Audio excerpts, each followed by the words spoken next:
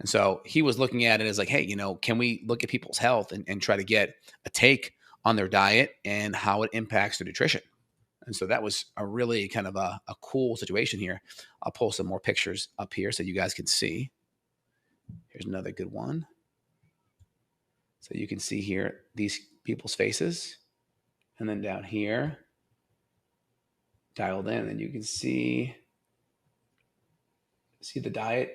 This is a generation or two off the normal diet, and you can see the teeth and the cavities and the lack of dental health. And again, a lot of these people, a lot of these Aborigines, so you can see here, talk about lower fats, lower saturated fats, carbohydrate laden diets, and they were starting to eat more processed sugar and getting more calories from sweets. So that was the big thing. So again, the first thing I look at here is you're going to have higher quality facial structure. And again, this may be a generational thing, it may not impact you. You can get your palate whitened. There's natural myotherapy ways to do it. There's a great book out there called 6 Foot Tiger, 3 Foot Cage, talking about widening your palate and why that's important. So that's a thing. But just getting the inflammation down can help your face. And for a future generation, getting your nutrition up can significantly help improve palate structure, widening that inner third, being able to breathe better, that narrowing of that middle third can also create a lot of breathing issues. And then also just getting the inflammation down and having the nice hormones to build that strong jaw if you're a guy, on the testosterone side, or having the healthy hormones as a female, the progesterone and the healthy estrogen, and not having this estrogen dominance to build the healthy collagen and elasticity, healthy hair and healthy skin. Hormones play a big role. Nutrition plays a big role. Collagen, bone marrow, healthy building blocks play a good role. Avoiding the inflammatory food that's driving more cortisol, that's driving that subtle inflammatory half moon face. Maybe not cortisol levels of half moon, but definitely driving that more inflamed face that's taking away the subtle jawline features that you have.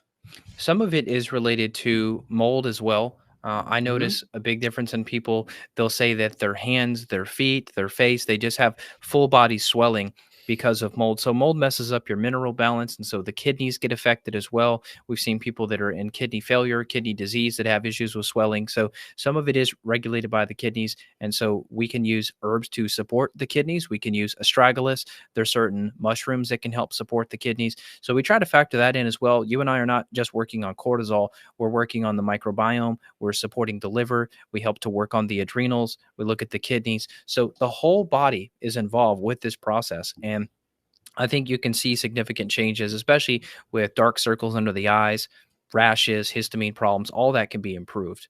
Yeah. And here's an interesting, and again, this is like a picture book, right? If you don't even want to read it, it's like, okay, Australian Aborigines, right? You can see the nice wide arches, straight teeth, no cavities. Again, modern diet, they're starting to add in more processed food. The tooth decay starts to happen. And then you can see over here, the faces start to get narrow.